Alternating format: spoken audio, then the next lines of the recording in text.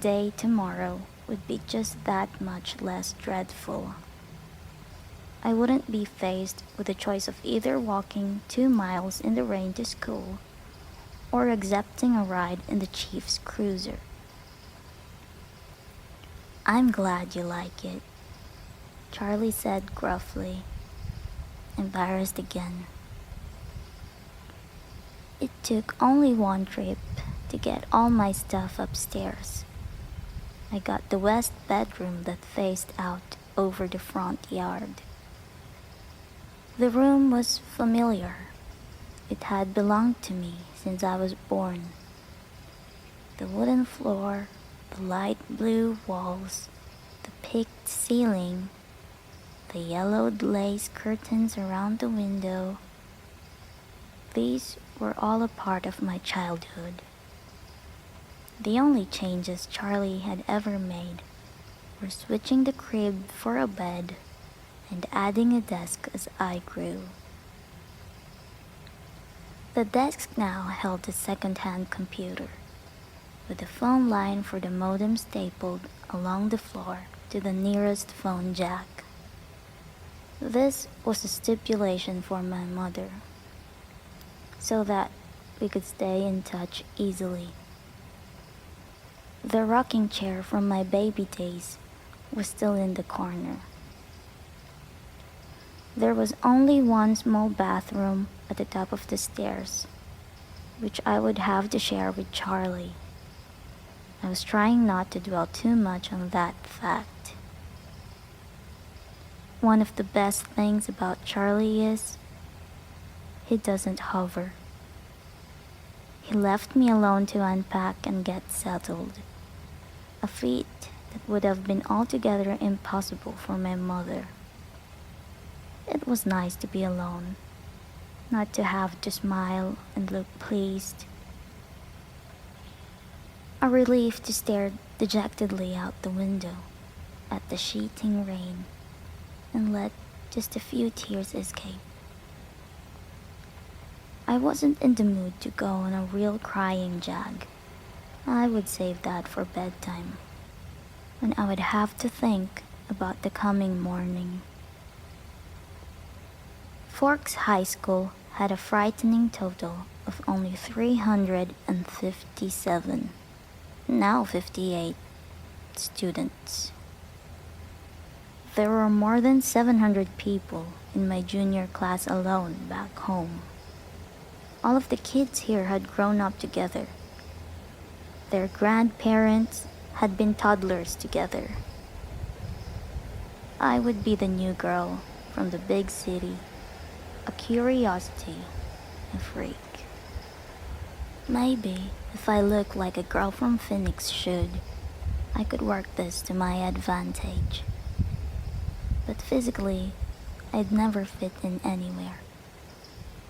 I should be tan, sporty, blonde, a volleyball player, or a cheerleader, perhaps. All the things that go with living in the Valley of the Sun.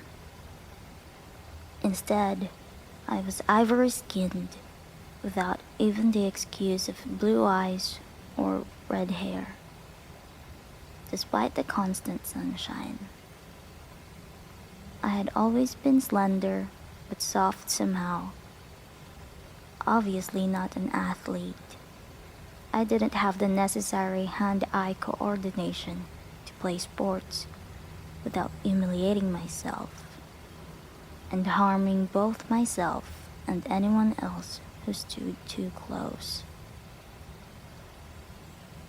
When I finished putting my clothes in the old pine dresser, I took my bag of bathroom necessities and went to the communal bathroom to clean myself up after the day of travel.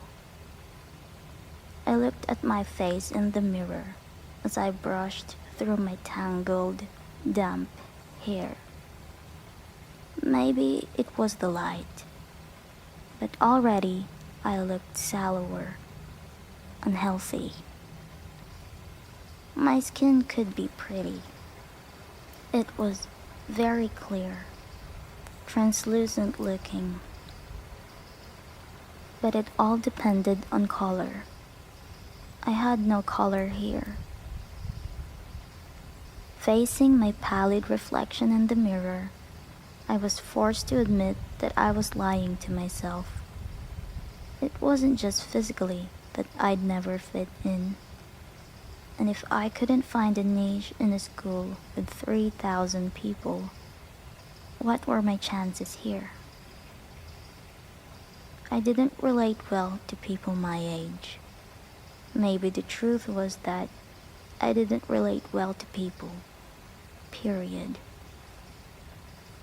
Even my mother, who I was closer to than anyone else on the planet, was never in harmony with me, never on exactly the same page. Sometimes I wondered if I was seeing the same things through my eyes that the rest of the world was seeing through theirs. Maybe there was a glitch in my brain, but the cause didn't matter. All that mattered was the effect. And tomorrow would be just the beginning. I didn't sleep well that night, even after I was done crying. The constant whooshing of the rain and wind across the roof wouldn't fade into the background. I pulled the faded old quilt over my head and later added the pillow too. But I couldn't fall asleep until after midnight, when the rain finally settled into a quieter drizzle. Thick fog was all I could see out my window in the morning, and I could feel the claustrophobia creeping up on me. You could never see the sky here. It was like a cage. Breakfast with Charlie was a quiet event. He wished me good luck at school. I thanked him, knowing his hope was wasted. Good luck tended to avoid me. Charlie left first, off to the police station that was his wife and family.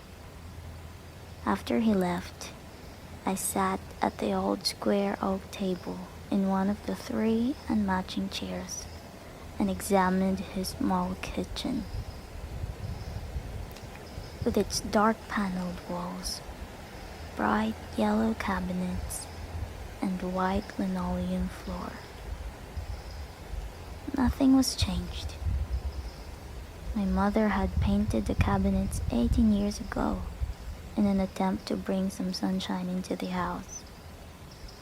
Over the small fireplace in the adjoining handkerchief-sized family room was a row of pictures. First, a wedding picture of Charlie and my mom in Las Vegas, then one of the 3 of us in the hospital after I was born, taken by a helpful nurse, followed by the procession of my school pictures up to last year's. Those were embarrassing to look at. I would have to see what I could do to get Charlie to put them somewhere else, at least while I was living here. It was impossible being in this house not to realize that Charlie had never gotten over my mom. It made me uncomfortable. I didn't want to be too early to school, but I couldn't stay in the house anymore. I donned my jacket, which had the feel of a biohazard suit, and headed out into the rain. It was just drizzling still, not enough to soak me through immediately as I reached for the house key that was always hidden under the eaves by the door. And then I locked up. The sloshing of my new waterproof boots was unnerving. I missed the normal crunch of gravel as I walked. I couldn't pause and admire my truck again as I wanted. I was in a hurry to get out of the misty wet that swirled around my head and clung to my hair under my hood. Inside the truck, it was nice and dry. Either Billy or Charlie had obviously cleaned it up, but the tan upholstered seats still smelled faintly of tobacco, gasoline, and peppermint. The engine started quickly, to my relief, but loudly, roaring to life and then idling at top volume. Well, a truck this old was bound to have a flaw. The antique radio worked, a plus that I hadn't expected. Finding the school wasn't difficult, though I'd never been here before. The school was, like most other things, just off the highway. It was not obvious that it was a school, only the sign, which declared it to be the Forks High School, made me stop. It looked like a collection of matching houses, built with maroon-colored bricks. There were so many trees and shrubs, I couldn't see its size at first. Where was the feel of the institution? I wondered nostalgically. Where were the chain-link fences and the metal detectors? I parked in front of the first building, which had a small sign over the door reading, "Front Office." No one else was parked there, so I was sure it was off limits. But I decided I would get directions inside instead of circling around in the rain like an idiot.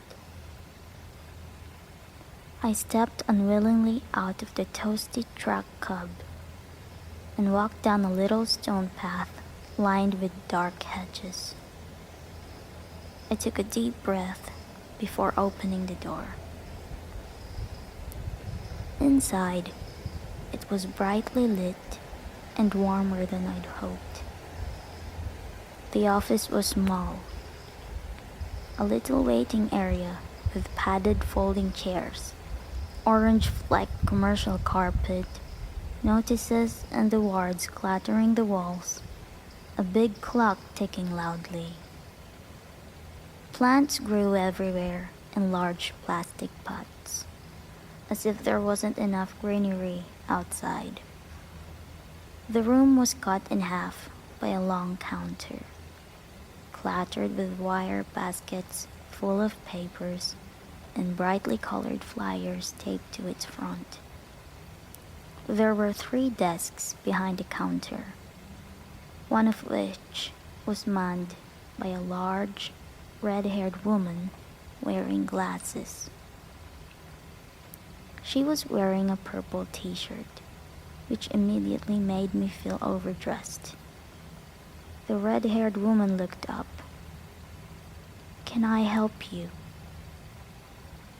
"I'm Isabella Swan," I informed her, and saw the immediate awareness light her eyes. I was expected, a topic of gossip no doubt, daughter of the chief's flighty ex-wife, come home at last. "Of course," she said.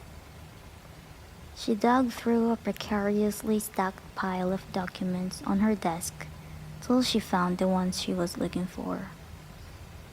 "I have your schedule right here and a map of the school."